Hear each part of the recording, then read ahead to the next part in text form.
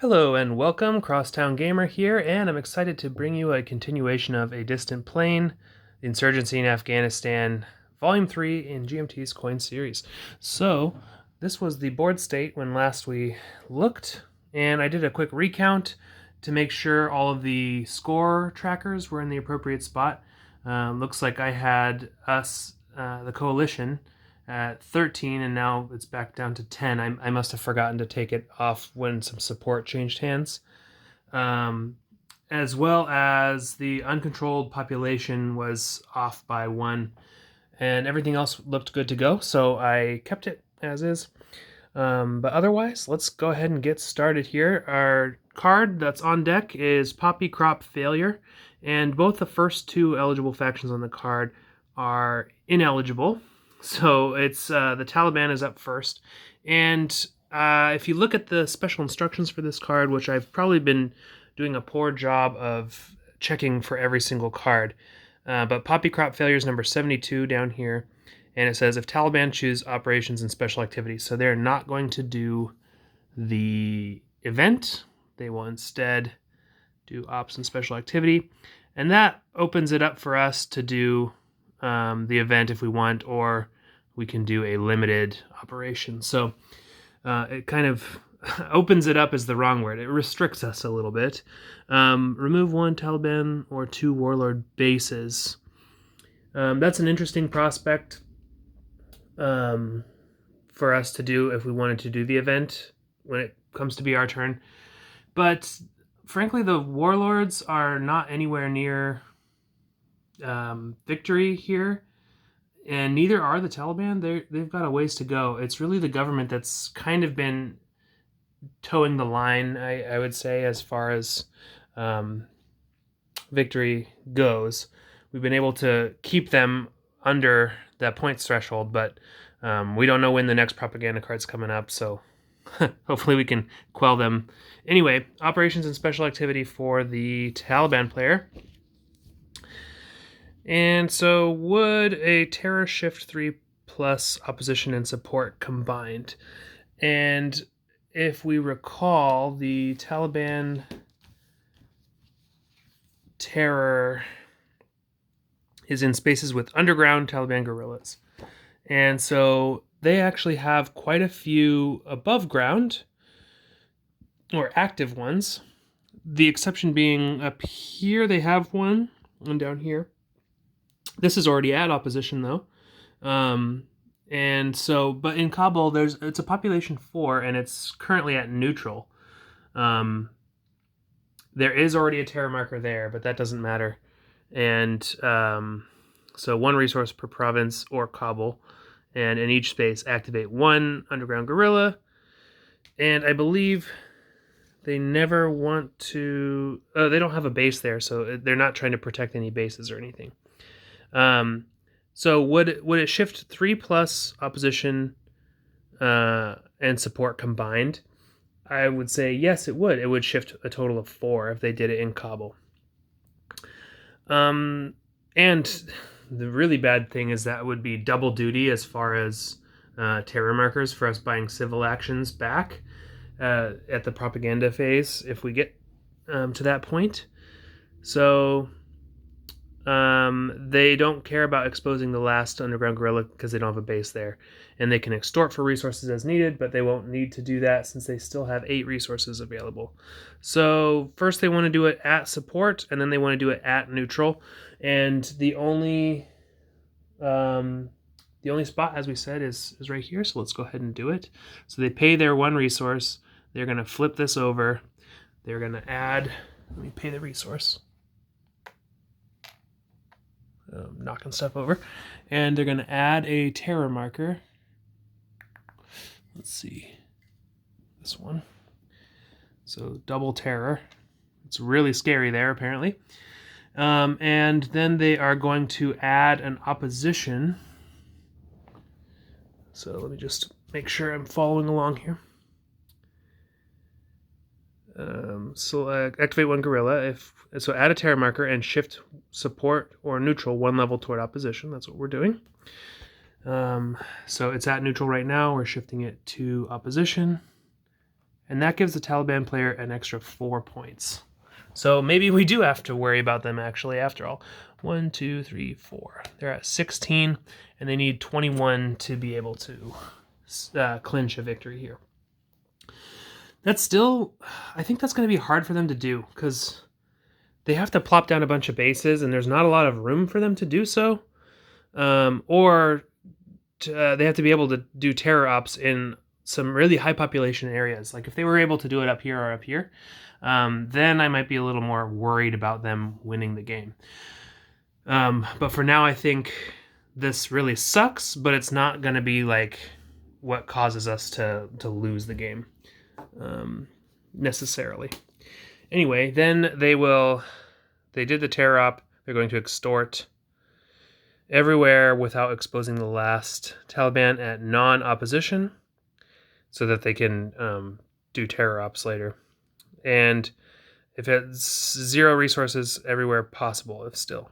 And if no such extort, then no special activity. So let's go ahead and look at what it does. I think it needs underground Taliban guerrillas.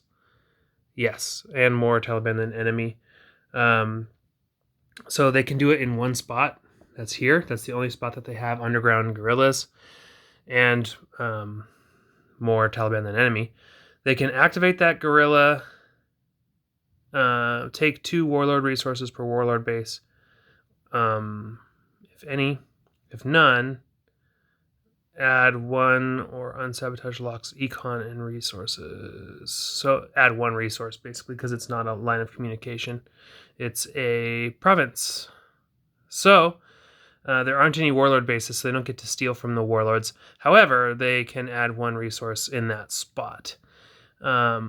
Let's take a look.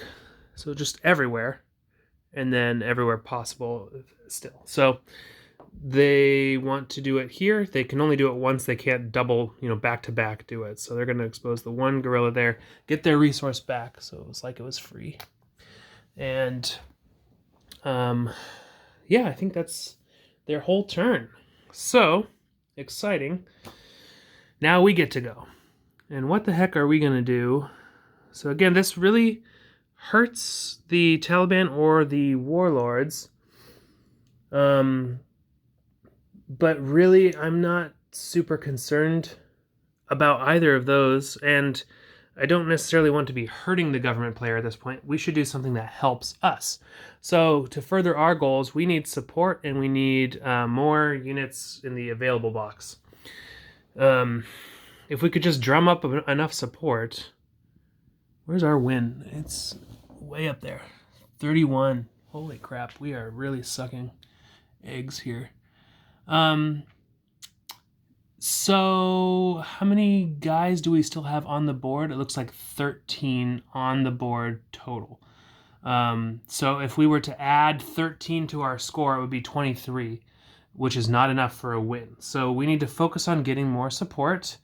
Once we get to about 17, 18, 19 in there, then we want to start thinking about just like pulling out all of our forces, I think that's the basic strategy. I could be way off base there. So what of our limited operations would allow us to... Okay, the alternative is we could pass and we would get to go on the next card because the government player would be in last eligible turn order. So we at least do want to consider that. But the train operation allows us to buy civic actions. So that might be useful. I don't know if there's any spot that's terrorized that would be worth it. Maybe down here in Kandahar, that's 2. That's 2 right there. Or up here, we could get a 3 potentially. There's no Taliban up there, so that might be okay. And it costs 3 government resources per space with cubes placed. So what we can do here is just plop down 0 cubes, and then just consider it a train space, and then it'll have coin control. It's only in one location, so that's okay. We can buy civic actions with the government resources, and we don't want to choose Kabul because it would transfer patronage to government resources, which is not what we want to do. We want to buy these civic actions. And civic actions, it would be really expensive to go here because we'd have to remove 2 terror ops and then do it 2 more times to get back up to support. So that's prohibitively expensive. The other 3 location is down here, and that already has support. So I think we want to do it up in Kunduz. Let me just verify. I don't think anywhere else really gives us support anywhere. So we just want to train, baby. All aboard. Choo-choo. So, what am I looking at? Oh, we just want to make sure that the card isn't useful for us. Remove up to 3 guerrillas anywhere. Replace them with other factions' guerrillas. Executing faction pays -1 per guerrilla unless coalition or at 0. So removing up to 3 guerrillas anywhere isn't going to be... We don't really care about control or anything like that, so it's like, yeah, we could remove these guerrillas and get control of that spot, but that's not going to be what we want to do. So I think we do want to train. We want to train up here. It's going to cost us 0 because we're not placing any cubes. And we will buy a civic action, which I believe costs 3 resources. Oh god, I should look it up. It might be 4. Either way, yeah, let me look it up right now. I do this every time because I think there's one game where it's 4 and another where it's 3. Okay, it is 3 in this, so we get to use government resources to go 1, 2, 3, and buy the civic action here, which gives us support. Why haven't we been doing this all game? This seems like the way to win. And let me just make sure we satisfy the prerequisites. This seems like too good to be true. Any provinces with a coalition peace? Yeah, we've got a peace there. That's great. Boom. And so we paid for it, we put the support there, and now we get to get our 3 back. So, marching right along, that was our limited operation, and we will then shift our eligibility and move on to the next card. And the card that comes out after that, drum roll please, Prison Break. Okay, so boop, boop. The Warlords are up next, and this is card number 61. So let's see if they have any special instructions for 61. Warlords, if not possible to replace, then unlocks or increase uncontrolled pop, choose option, special activity. Okay, makes sense. So just to validate on their flowchart, though, they do want to play... the next card isn't a momentum or a capability, so we don't have to worry about that. They do want to play this if it will increase uncontrolled population or place guerrillas on locks. And just to reacquaint you with the card, we can remove guerrillas or replace them with other faction guerrillas, and we're paying -1 resource per, or they are. I don't think they need to... I mean, I guess they could pay to replace this guerrilla on this line of communication, but I don't see the need for that. So the special instructions again, it's desertions and defections.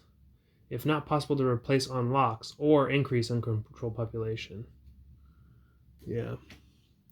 That's the only spot on a lock. So that could be a location where they would want to do it. Is there any place where they could get control or have it be uncontrolled, excuse me. So since they're replacing guerrillas, it's only going to matter in places with Taliban control because or I guess they could add, if they added guerrillas, like could they make Kabul uncontrolled? Let's see, 1, 2, 3, 4, 5, 6, 7 to 1, 2, 3, 4, 5. Oh my. Yeah, they could flip that to uncontrolled. 1, 2, 3, 4, 5, 6, 7. There's 7 coalition pieces here, or coin pieces. And then there's 1, 2, 3, 4, 5 insurgent pieces. If they added 3 guerrillas there, they could remove control. Actually, if they only did 2, and then they could do the line of communication as well, that would be enough to cause it to be uncontrolled. Is there anywhere else we should be looking at? Up there, no. I think most of the other spots are pretty heavily in favor. Let's see, 1, 2, 3, 4 to 5. This is a 1 population spot that they could do it in with just 1. I wish it gave us a priority of like, do they want to do the uncontrolled pop first and foremost, or do they want to place on lines of communication? Like, where's the priority for this particular card? It doesn't say in the special instructions, because we could replace on a line of communication. It's a good one. Or we could place 1 guerrilla here and place 2 guerrillas there and get 5 points for the warlords. I think they probably want to do it that way. I'm just going with my gut there, and saying like, that's probably what. Oh no, they don't have any available, and they can't do the thing. I forget what it's called, but if you're a player, you can remove your own pieces from the map to be used in other places. They don't have any warlord forces available to put onto the map, so they can't do this card because they would need to replace with their own, but they don't have any available, or they would need to add to the board, and they don't have any available. And so they won't be doing that. They're going to do Operation Special Activity. Can they replace guerrillas with bases? That's a good question, because they do have some bases available. I don't know if they're... Yeah, it doesn't look like they're in any locations that have availability for a base. You know what I mean? Like, this has a slot for a base, but they would need more warlord guerrillas there to be able to replace it. Everywhere else is full. So, no is the answer. We move along. Positive player victory margin, not even close. So they want to march. Leave 1 at each base. Again, create no control. Leave 2 on lines of communication. So get 1 underground. Yeah, I think to protect their bases is what they want to do, but I think they're covered. Get exactly 2 guerrillas on each reachable line of communication. March the active first. And here... they don't want, let's see, again, create no control. So they could march this guy out to this line of communication, but they want to get exactly 2 on there. And if they moved, yeah, they could march from multiple sources. So they can march 1 from here and still no control because it's 3 to 4. Oh, whoops, this isn't adjacent. Okay. Is there anywhere else that... I think the other lines of communication basically have 2 on there already, except for the ones that they can't reach. So looks like that's going to be no. And then they want to, unless the last campaign, which it's not, 3+ from multiple sources into each reachable 1+ pop space with room for base. So again, this is a reachable spot. They could remove 1 from here and 2 from there, and then it would be 3 to 3. There'd still be no control. So it looks like that's where they're going to go. They're going to march to here. So this creates no control because it's already with coin. into this region, and this doesn't create control for them though, but that's okay. It's not what it says. And they can move 2 into here, and they're not removing the last underground gorilla from here because there were no underground gorillas. Oh, was that part of the... Yeah, it is. Okay, we need to go back to step 1. I'm sorry. There are no underground gorillas in that zone, and so they want to get underground gorillas here if possible. They could pull from the line of communication, but it explicitly says leave a minimum of 2 on lines of communication. Create no control. So they're only... Yeah, so they can't do that. They can't move this guy because he's the last one protecting that to get up here.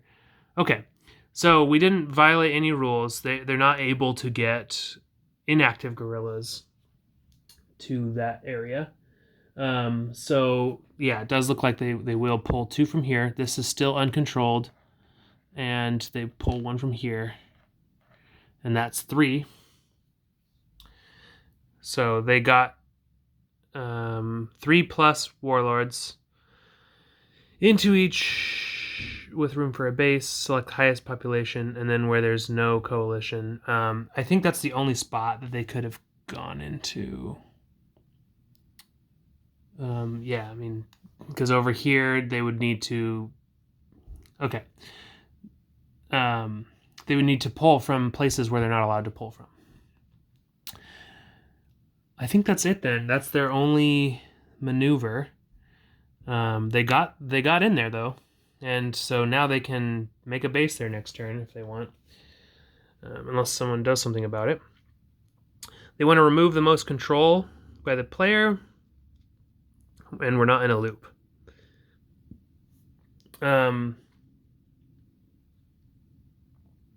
If in loop, yeah, okay. And then I'm just looking at the if none, then they would rally. But we went to a spot, so we're not in a loop. Okay, so to remove the most control, I don't think they can move any more pieces. I think they have reached their limit. They are spread pretty thin. So that's going to be their 1 march. It'll cost them the 1 resource. And then they are going to... Are they at 43 plus resources? No, they are not. They will cultivate. Okay, in 1 space, 1 plus pop, warlord gorillas outnumber the police, and it was selected for rally or march. Ooh. So I think they might need to...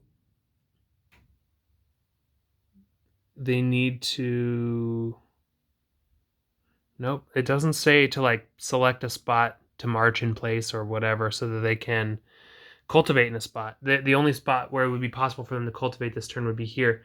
But they do not outnumber the police. It's 3-3. And so there's no such cultivate. Rally and yeah, okay. No such cultivate, so we're traffic. I'm just second guessing myself in a lot of these situations, but because I'm trying to go a little bit faster, but it wasn't selected for a rally or march. The only viable spot is in 1 spot, and it's not viable. So where there are coalition bases or warlord bases and no coalition, they want to traffic uncontrolled warlord base spaces. And what does traffic do? Let's take a look-see-loo.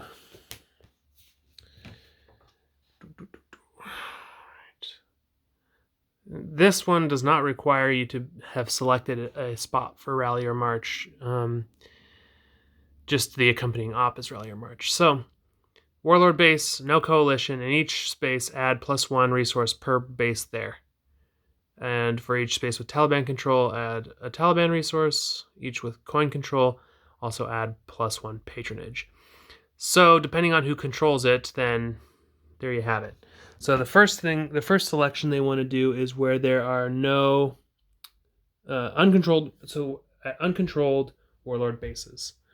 and they get resources equal to the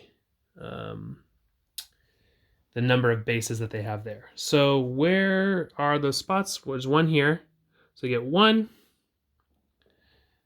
Coin control everywhere. Oh, 2, 3, and 4, 5. They get 5 resources, and they've selected 3 spots so far. I don't believe there's a limit. Oh, they need to have no coalition pieces. So this is not a spot. So we're back down to 3. 1, 2, and then 3 over there. I think everywhere else has... Yeah, everywhere else that they have bases at all has a coalition piece, so that's the only spots they can do it. They get 3, 1, 2, 3 resources, and then they want to do it at all warlord bases, but award the player no resources or patronage. So they want to do it everywhere else, except they don't have warlord bases anywhere that does not have coalition pieces. So we are moving right along. They did the special activity and that. So now the government player gets to go, and they can technically do this event still if they would like. 61. Government, choose option SA. I could have told you that because this has nothing to do with the government pieces at all. So let's take a look at the... Oh, it's a real pain in the tuchus here to open this thing one-handed. Let's see. So, option special activity. Would an assault add... Oh, and this is going to be a no because they don't have enough resources to do an assault. They have 1 resource, and I think most of their stuff costs 3. Let's just double check. It'd be great if they could assault some things, but yeah, 3 resources per space selected. So this is a no because they don't have the resources.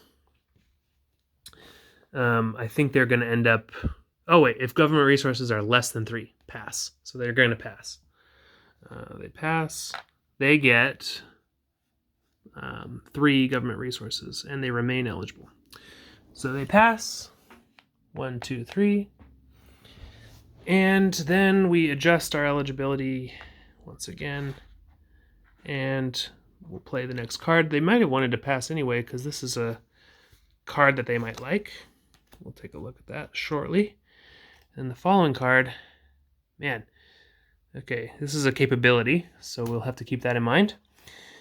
It looks like we're not going to get to go on this card anyway, so we might want this capability. 1 piece removed from each coalition assault may be underground. It's nice, but again, I think we're really just trying to bank some points here and get in the game, be competitive. So I don't think we'll end up doing this card, but I want to at least take a look at what it is. So Insurgent transfers 3 resources to patronage, and Insurgent transfers 3 resources to patronage and places a piece where there is a government piece. Oh, okay. It's thematic. Prison Break. I like that. So basically that's a way for the government player to get 3 points, which would put them 1, 2, 3. Would put them 3 away from potential victory.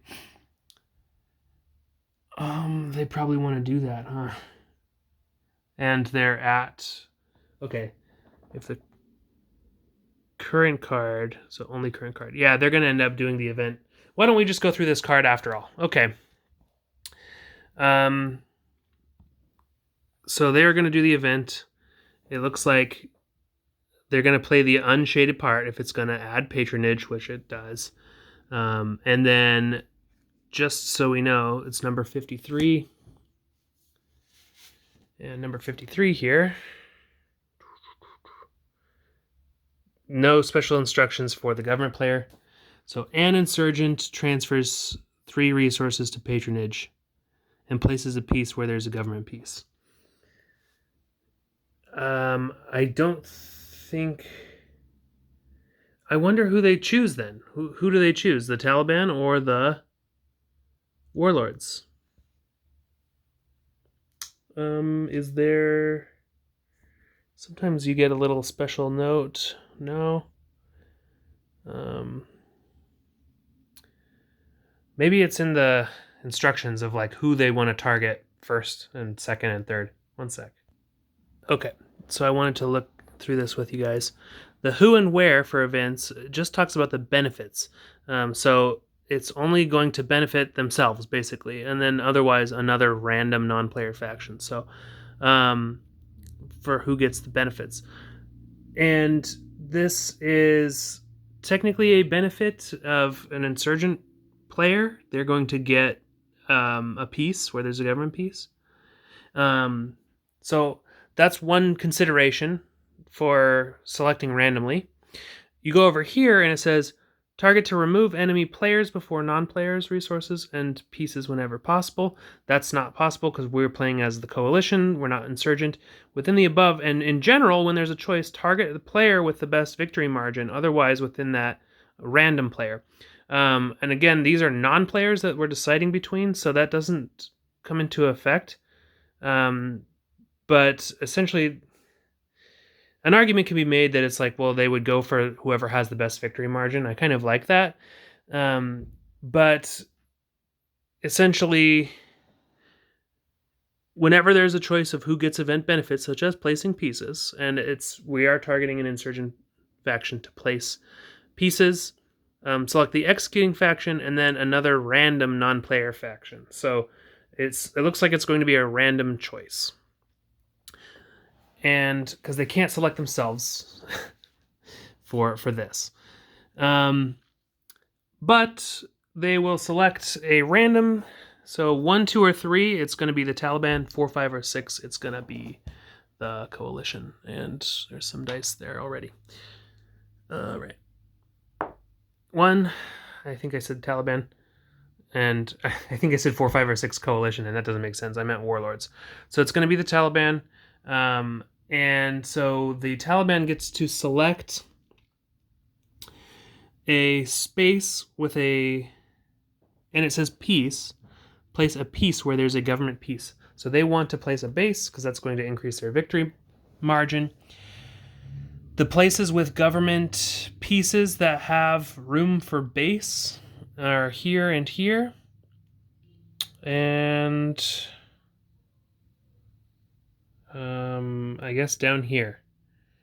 And so within that, they usually want to target the highest population. So I think they're going to place a piece here, like so. So they transfer 3 resources to patronage, which means they spend 3 resources. 1, 2, 3, and then patronage goes up. 1, 2, 3, which means coin plus patronage goes up 1, 2, 3. And then, so they placed a piece where there's a government piece. And they just picked based on highest population, and they picked base first. It might have been actually random where they did it, but I think whatever. Yeah. So, and if that bothers anyone, or if they think I did it wrong, please let me know in the comments. But I think that's the intent of this card. So then the Taliban are up next on the docket. So they get to do an operation and special activity if they would like, which I'm sure they would. We will go through their flowchart again.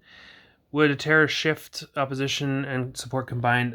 I don't think so. There's only one underground guerrilla here. I mean, they could do sabotage this line of communication, but no. That's not going to shift opposition or support, so no. Are there 15 plus available, or Rally would place a base? I don't think Rally is going to place a base in this case, because there's no room where they have... Well, I mean, I guess there's room down here and stuff. So potentially they could do it here, but that would expose... let's see. Buy Sharia for max shift. I'm looking at the rally thing. Would it place a base at 3+? It says 3+ gorillas. It would place a base. So this only has 2+ gorillas. So no, nowhere on the map is going to allow them to get a base. Did I? I think I did. No, I didn't. I didn't shift the opposition plus bases up by 1 for that last card. So this is a no because they don't have 15+ available, nor do they have a spot where a base could go with 3+ gorillas. So attack or ambush could remove 2+ coalition pieces. Ooh, interesting. Attack, I don't know if they've done this yet.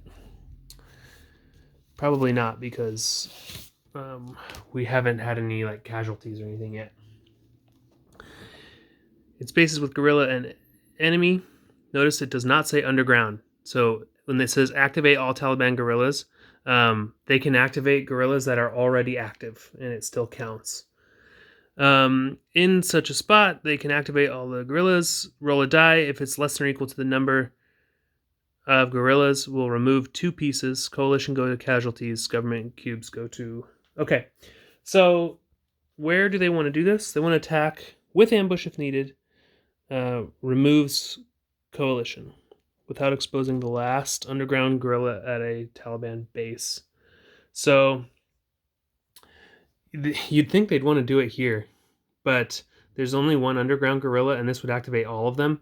And then, but they could do an ambush. But the ambush would activate 1 underground guerrilla. So that would expose their last underground guerrilla at a Taliban base, so they're not going to do it there. They could, however, do it up here, but they can't ambush. So they're in none of the other spots are they going to be able to ambush. They could do it here or here. They could do it here, but like the odds of rolling under a 2 is going to be pretty bad for them. So where attack removes coalition pieces per the ambush, and with groups of 4+. I think this is like automatic success. Let me look up the exact rules on those. Oh, I should have just continued reading on the attack thing, because basically the government cubes need to be removed before coalition pieces and bases last. So if they were to do it here, they would need to remove all the government cubes prior to being able to remove that coalition piece. So that would not be able to remove any coalition pieces. This would not be able to remove coalition pieces. This would not be able to. The only spot is that spot. Because everywhere else would fail. But again, they can't do it here because it exposes all the guerrillas, and that would expose, even though there wouldn't be any guys there, it would still expose their last one at a base. So then it says, where the attack removes coalition pieces, no. Per the ambush priorities, and again, they can't ambush anywhere. And with groups of 4+ guerrillas, and they still don't want to expose that last one. There's no spot with 4+ guerrillas that has enemy pieces.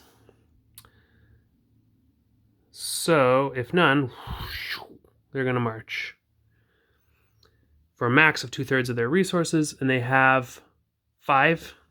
So 2/3 rounded down is going to be 3, I guess. 3 resources. Yeah. For all the resources if they're less than 9. So they can march for a total of 5 spots. They're going to leave guerrillas at each base. Oh, it does not specify that they need to be underground.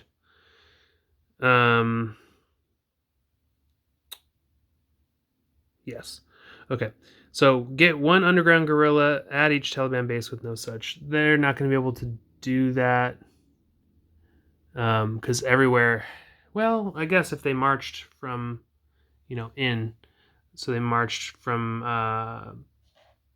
where is this? Northwest frontier into here. They could get, yeah, they could do stuff like that. Okay. So get one underground at each Taliban base with no such. Pakistan only if no guerrillas at bases there. Pakistan only if no guerrillas at bases there. I think that's marching 2. Gotta look more stuff up. Hold on. Yeah, it says marching into Pakistan only where there's no guerrillas there at all. So, okay. At each Taliban base where there's no guerrillas, so the reachable ones are going to be here, here, and here.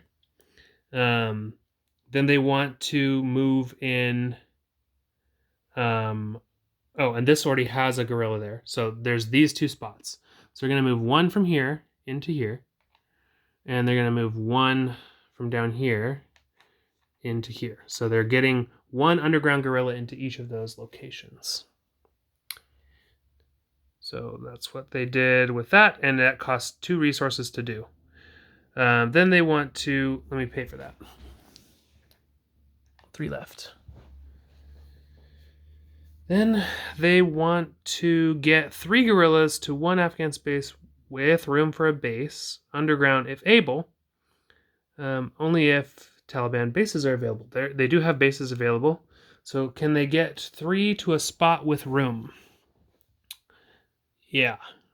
I don't think it doesn't specify that it needs to have control or anything like that, so they could get guys here. No problem. And they would love to pull the underground first, but again, this is protecting there. So they're going to get 3 from here, and they don't want to expose their last one from there. So they can pull 3 from here into this zone. These guys are stuck because they're surrounded by places without room for a base. And they could march into here from here.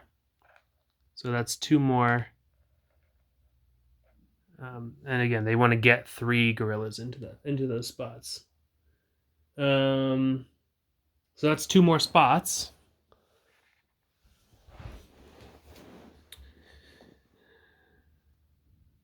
And then they want to get 1 underground guerrilla in each in up to 3 spaces at neutral with no Taliban and no coalition, then at support. Yeah, they want the lowest cost route first, highest population. Okay. So, sorry, I was getting things out of focus here. 1 underground guerrilla into up to 3 spaces at neutral, no Taliban, and no coalition. Gosh. Opposition. Neutral, but has Taliban. That has coalition. Coalition. Here's a spot. Neutral, no Taliban, no coalition. They can get there. They moved into this spot already, so we can't double dip. We can move from here, though. They can get 1 guerrilla in. Like that. I think that's their last spot that they're able to do that in. Right, get 1 underground guerrilla. At neutral, no Taliban. Highest population, yep. And then second priority is add support, but... support, they already have... Yeah, they've already got guys there. Okay, that was their last one then. They went to 0 resources. Just like that. They marched everywhere they could. Man, everyone's getting low on resources except the warlords. So they marched, then they get to do guerrilla, or I've just read the word guerrilla there, it doesn't mean anything.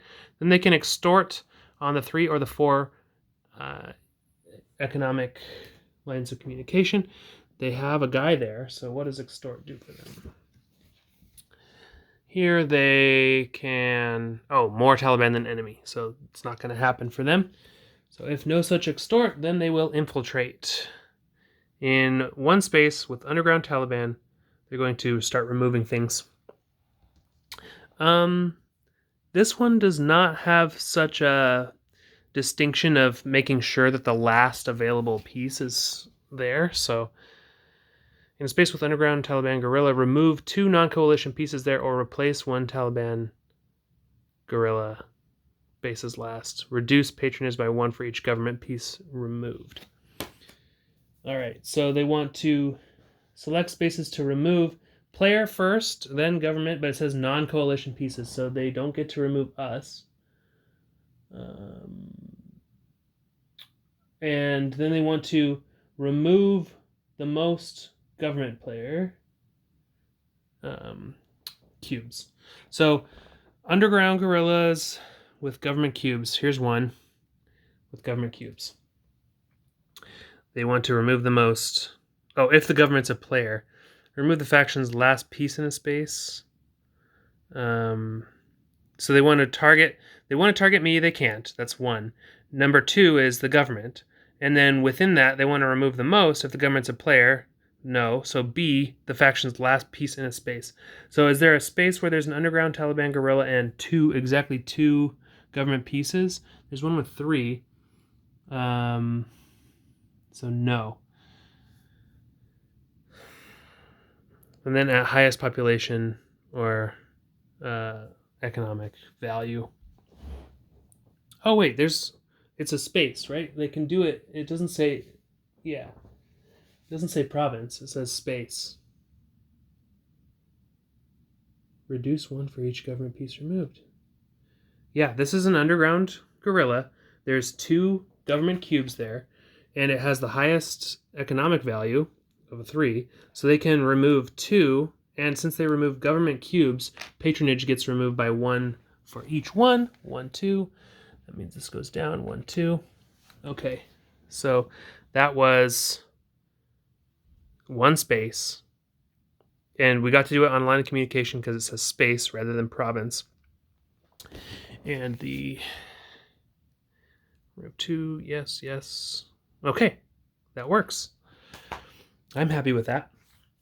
Well, I mean, I'm satisfied that I played within the confines of the rules. All right, so we'll adjust our eligibility here, and we will now stop this video, this long video. Oh my goodness, there it is. So it looks like we will probably be going on to another campaign in this because nobody's won yet. And I don't think the warlords or myself are going to get to the point where we can win on this last card. So next time we'll do the propaganda, and then we'll go on to the next campaign. This has been a blast, as always. So thanks for watching. If you see any rules mistakes that you noticed, or disagree with the way that I did something, please do leave those comments. I do read them all, and I try to incorporate them in the future videos as we go. So, yeah, it's been fun, and we'll see you guys next time.